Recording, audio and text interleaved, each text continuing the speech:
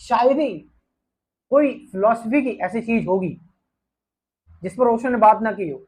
डर के नहीं, छुप के नहीं, सीधे छाती चौड़ी करके बोलते थे ओशो। आदि संभोग का मतलब वो हर एक चीज है। लस्ट का मतलब वो हर एक चीज है जो चीज ऑब्सेशन है, जो चीज अति से ज्यादा की जाए।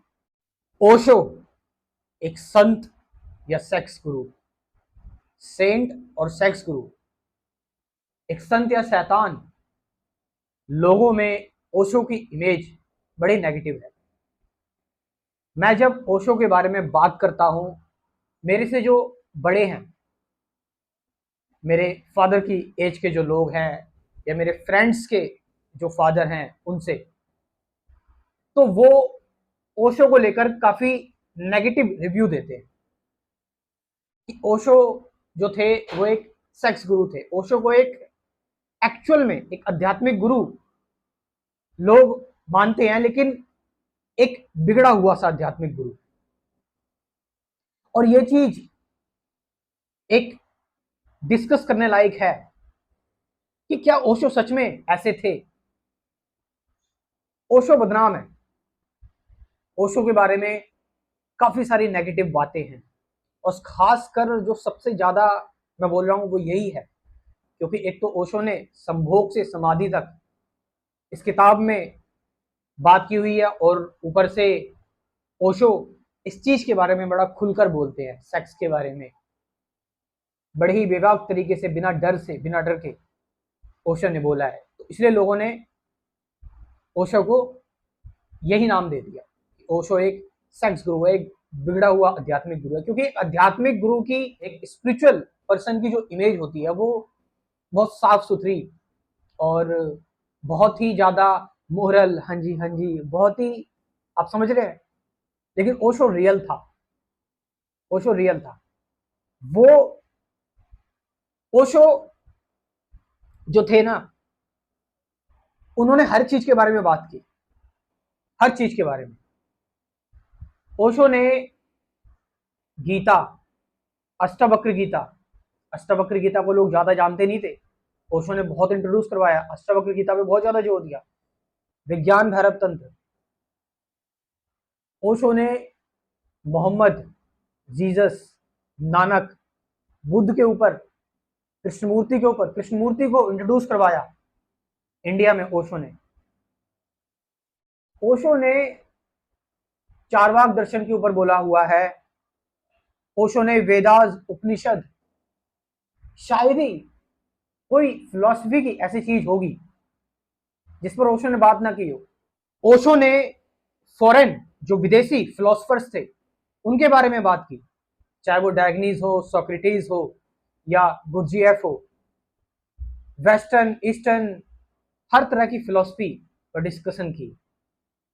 कोई होगा इतना इंटेलिजेंट, इतनी सारी चीजों पर डिस्कशन कर रहा है, और वो भी खुलकर बेबाक तरीके से, डर के नहीं, छुप के नहीं, सीधे छाती चौड़ी करके बोलते थे ओशो। लेकिन जिसकी जैसी मेंटेलिटी होती है ना, उसको वही बात समझ में आती है। क्योंकि जो सेक्स थी ना, सेक्स, अगर हम बात करें, एक बहुत ही इंपॉर्टेंट टॉपिक है, और इसके बारे में क्योंकि हम बात नहीं करते तो इसीलिए ये टॉपिक दबा रहता है। और जो चीज दब जाती है ना, फिर वो बाद में और भी ज्यादा ऊपर उठती है। अगर मैं आपसे कहूं कि किसी पर्टिकुलर चीज के बारे में मत सोचो, मैं आपसे बोल रहा हूं कि किसी किसी हरे या पीले या नीले या पिंक हाथी के बारे में मत सोचो, तो आप नहीं सोच रहे फिर भी वो चीज आ रही है। क्यों? क्योंकि किसी भी चीज को जब हम जितना ज्यादा सप्रेस करते हैं, वो चीज उतना ही ज्यादा उठ के बाहर आती है। और सेक्स एजुकेशन आज के टाइम पर जरूरी है, तो इसीलिए ओशो ने सेक्स के बारे में बात की। अब क्योंकि सेक्स एक छुपा हुआ टॉपिक है और लोग इसको सहन नहीं करते हैं, तो लोगों ने फिर ये बातें उड़ानी स्टार्ट कर दी। संभोग का मतलब क्या है? संभोग से समाधि, संभोग का मतलब वो हर एक चीज है। लस्ट का मतलब वो हर एक चीज है जो चीज ऑब्सेशन है, जो चीज अति से ज्यादा की जाए, वो संभोग है।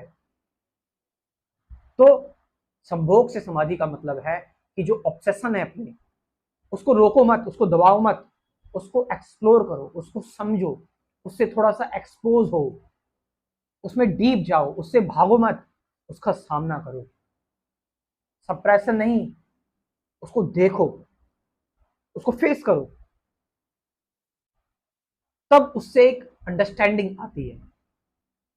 और तब हम जब उस चीज को जी लेते हैं तो फिर कुछ रेजिड्यू नहीं बचता है, कुछ बचता नहीं है, तो वो चीज हमें समझ में आ जाती है। ओशो इस तरह के फिलोसोफर थे, ये वो बताते थे, ये सारी बातें करते थे। तो ये मिथ कुछ ओशो को लेकर हैं, लेकिन लोग ओशो को अब धीरे धीरे समझ रहे हैं, जो कि एक अच्छी बात है। और लोग ओशो को समझेंगे, क्योंकि कोई ऑप्शन नहीं है।